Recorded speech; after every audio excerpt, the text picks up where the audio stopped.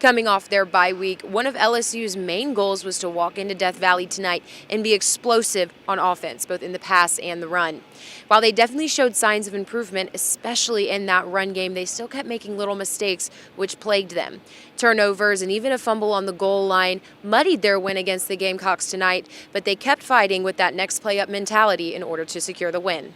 Teams look like coming into tonight? Yeah, Madeline, these two teams are off to pretty good starts to their season. LSU is sitting at 6-1 with Nichols not too far behind at 5-2. LSU did have a few offensive blunders over the weekend, especially in that afternoon game against Omaha. But Madeline, how about that pitching staff? Yeah. The wild card rounds of the MLB playoffs came to a close last week with the Yankees, Cubs, Tigers, and Dodgers all punching their tickets into the divisional series that started over the weekend. Yesterday in the AL, the Yankees got pummeled by the Blue Jays, losing Game 2 7-13.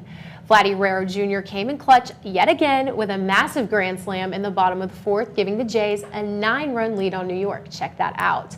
That's also Vladdy's second homer of the series, and that's a bat flip that's going to go down in October baseball history. Toronto leads that series 2-0 with a chance to clinch tomorrow night. Bottom of the third, and it's 4-3 now. Jake Brown gets under this one and sends it all the way out to the railroad tracks. It's 5-3 LSU. Great game for Jake. He collected a career-best 6 RBI. Still in the third, bases loaded, no outs. Trent Caraway puts one way out in the outfield gap, and there is just nobody there to stop it. It's 3 RBI triple for the junior, 9-3 LSU.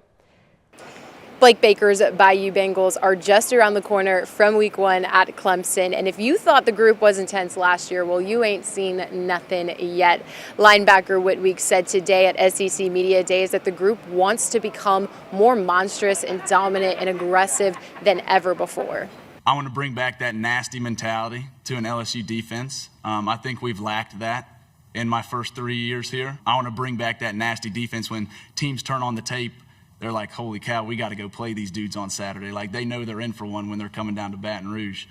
Weeks had to sit out last season for 5 games due to an injury, and without him, the team went 1-4. This season is all about redemption for him. I understand that in my first 3 years here, we didn't win a lot of ball games, and I take that personally, and I want to right the wrong, and I don't want to leave that legacy at LSU. So I have one last chance to right that ship. T.J. Daughtry led the conference in tackles last season at Ole Miss with 98, and things are shaping out to see him and Weeks as a dominant 1-2 punch for offenses to face. Daughtry says his transition and the team's overall bond have helped him feel right at home in the boot and be able to play his best football yet. Transition's been great, honestly. And that can attest to the type of people we have on the team, the Weeks and both borderline guys that know what it's like to be at LSU and have been here for a while, and them embracing me and just telling me to just continue to be myself, man. Other key contributors to this group include P.J. Woodland at cornerback and newcomer from Boise State, Ty Benefield at the safety position. Those are 2 guys that you're going to really want to keep your eyes on as the season progresses. Reporting live from Tampa SEC Media Days, I'm Olivia Drawdy. The Tigers put on a show-stopping performance Friday night in front of the biggest crowd in home opener history. The Tigers came into their opener looking to bounce back after a messy loss to Georgia, and they were able to do just that with a mindset of letting it all go on the mat. We just wanted to compete free, and that's what we really talked about this week. It was just competing free and just doing your gymnastics because your normal is enough. Sophomore superstar Kaylin Chio was a rock for the Tigers, scoring a 9.9 or above in all 4 events and earning her first perfect 10 of the season on beam. I'm seeing a lot of growth in her, and little things, sort of intangibles that you.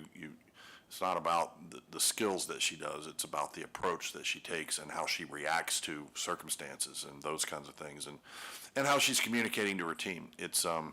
We're seeing a great deal of growth. After last week's meet, where 2 of Connor McLean's 3 scores had to be dropped, she did a complete 180, competing on vault for the first time this season and earning herself a 9.95 on beam.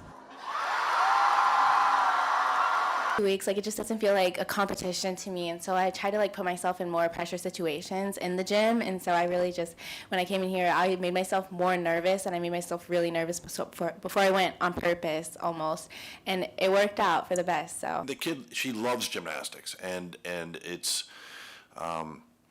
You know, as much as it's beat her up over the years, she comes back to it and she loves this sport, and she wants to be successful, and she wants to do all 4 events. As the Tigers season continues, they'll look to get back in the gym and clean up some of those mistakes, as their goal is to be consistent and calm all across the board.